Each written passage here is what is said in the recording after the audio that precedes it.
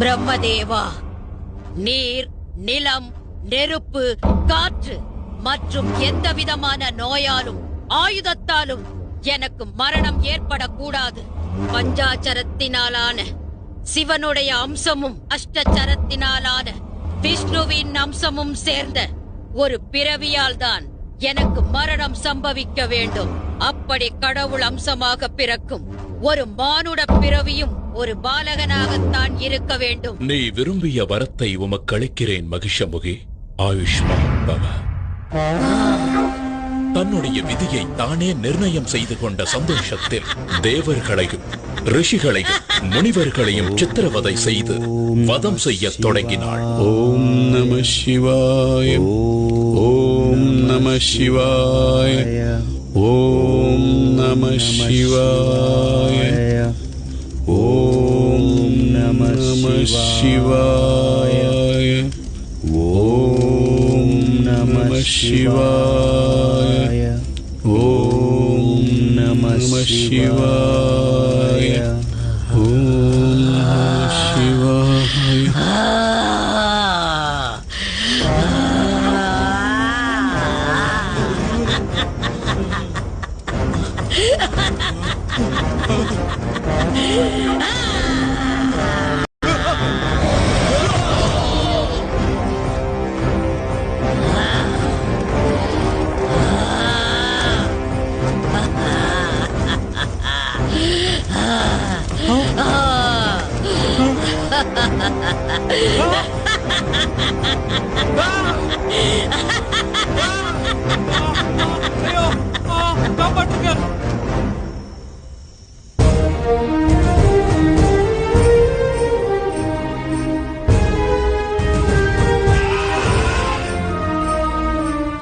இந்த இடத்தில் இன்னொரு நிகழ்வை நினைவு கூறுவது பொருத்தமாக இருக்கும்.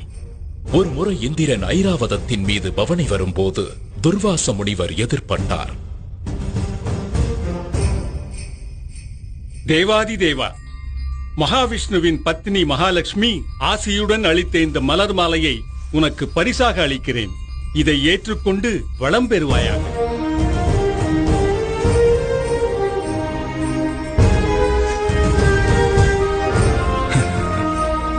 இந்திரனோ வெகு அலட்சியமாக யானையின் மீது அமர்ந்தபடியே அந்த மலர் மாலையை ஐராவத யானையின் மத்தகத்தின் மீது வீசினார். ஐராவதமோ அவருக்கு மேல் திமிர் பிடித்ததாக இருந்தது. தன் தும்பிக்கையால் அந்த மலர் மாலையை எடுத்து கீழே வீசி தன் முன்னங்கால்களால் அதை மிதித்து சிதைத்து சின்ன பின்னமாக. என்ன காரியம் செய்தாய் இந்திரனே? இனி நீயும் உன் தேவர் கூட்டமும் மனிதர்களைப் போலவே முதுமை அடைந்து அவதிப்படுவீர்கள்.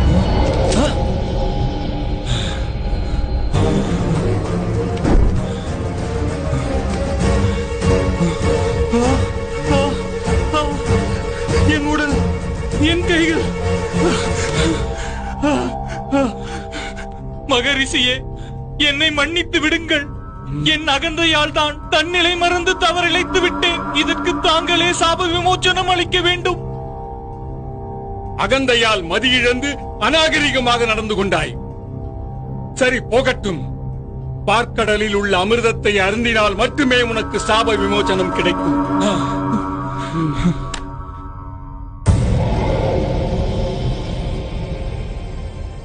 இதற்கிடையில் மகிஷமுகி இந்திராதி தேவர்களுடன் சண்டையிட்டு இந்திரலோகத்தையும் கைப்பற்றிக் கொண்டாள்.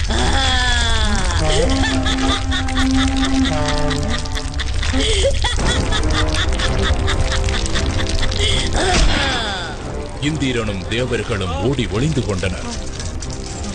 அது மட்டுமல்லாமல் துர்வாசரின் சாபத்தின் காரணமாக உருவத்தில் மூப்பு ஏற்பட்டு நரை கூடி உடல் மெலிந்து மனம் நொந்து போன தேவர்கள் சாப விமோச்சனம் தேடி கைலாயம் செல்ல முடிவெடுத்தனர். பரமேஸ்வரா, இனி நீயே கதி. பரம்பொருளே, எங்களுக்கு அபயமளியுங்கள். நடந்ததையெல்லாம் நானும் அறிவேன். ஈசனே, எங்களுக்கு நேர்ந்திருக்கும் இந்த சங்கடத்திலிருந்து தாங்கள் தான் எங்களை காத்தருள வேண்டும். வலிமை இழந்த உங்களால் பார்க்கடலை தனியாக கடைய முடியாது. எனவே உங்களுக்கு துணையாக அரக்கர்களையும் அனுப்பி வைக்கிறேன். இருவரும் சேர்ந்து கடைவதன் மூலம் கிடைக்கும் அமிர்தத்தை சமமாக பங்கிட்டுக் கொள்ளுங்கள்.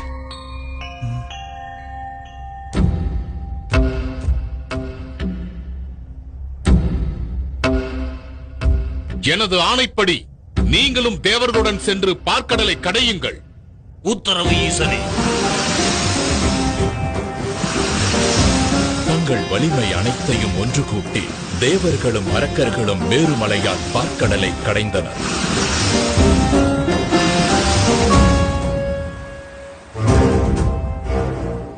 அதில் கிடைத்த அமிர்தத்தை அரக்கர்கள் மட்டுமே எடுத்துச் சென்றனர்.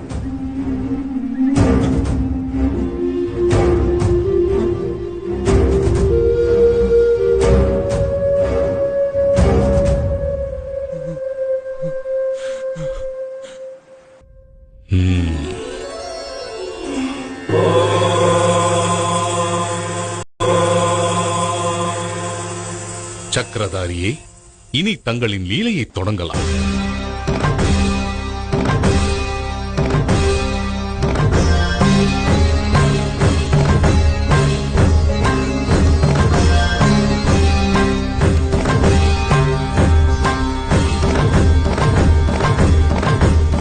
அரக்கர்களின் பலவீனத்தை புரிந்து கொண்ட விஷ்ணு அழகிய மோகினி அவதாரம் எடுத்தார்.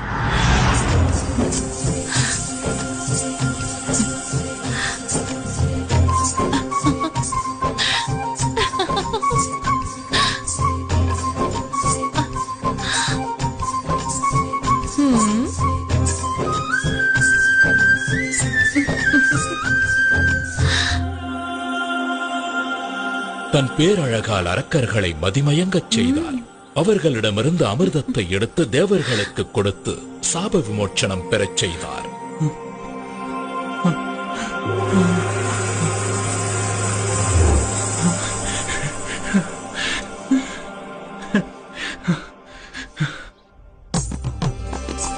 அழகிய மோகினியின் வரவே ஒரு புதிய அவதாரத்தின் நோக்கம்தான் என்பதை உணர்ந்திருந்த சிவபெருமான் மோகினியை நேரில் கண்டார்.